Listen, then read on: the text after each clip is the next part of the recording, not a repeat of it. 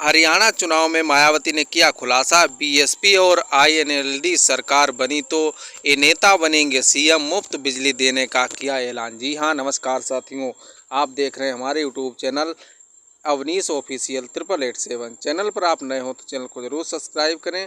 हरियाणा विधानसभा चुनाव के लिए बीएसपी और आईएनएलडी फिर से साथ आ गए हैं। बीएसपी राज्य की 90 विधानसभा सीटों में से 37 पर चुनाव लड़ेगी, जबकि आईएनएलडी बाकी की 53 सीटों पर चुनाव लड़ेगी। इतना ही नहीं, आपको बता दें कि बहुजन समाज पार्टी की मुखिया मायावती ने हरियाणा विधानसभा चुनाव से पहले बड़ा ऐलान करते हुए बताया कि अगर बीएसपी और आईएनएलडी गठबंधन सरकार बनाती है तो राज्य में मुख्यमंत्री कौन होगा। बुधवार को जिंद में एक रैली को संबोधित करते हुए मायावती ने घोषणा की कि अभय सिंह चौटाला को सीएम उम्मीदवार चुना गया है।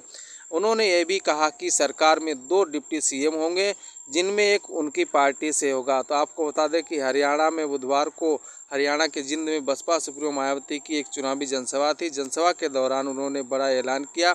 रैली में मौजूद इंडियन नेशनल लोक दल के नेता अभय चौटाला ने कहा कि गठबंधन ने फैसला किया है कि अगर वह सत्ता में आए तो हरियाणा के लोगों को मुफ्त बिजली मुहैया कराई जाएगी।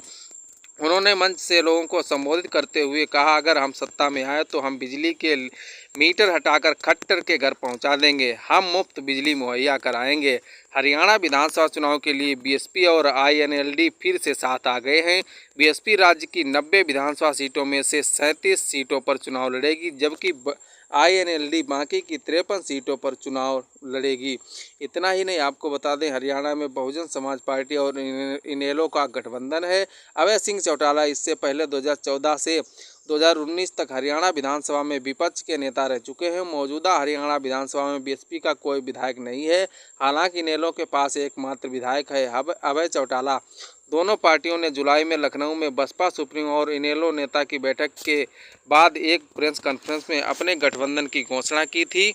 लेकिन दोनों पार्टियों ने गठबंधन की घोषणा करने के बाद दोनों पार्टियों ने 2024 का लोकसभा चुनाव भी साथ मिलकर लड़ा था। हालांकि उनका प्रदर्शन खराब रहा और इनेलो को 1.74% वोट मिले थे, जबकि बसपा को सिर्फ 1.28% वोट मिले थे। इनेलो ने 7 उम्मीदवार उतारे थे, जबकि बसपा ने 10 संसदीय क्षेत्रों में से 9 सीटों पर उम्मीदवार उतारे थे।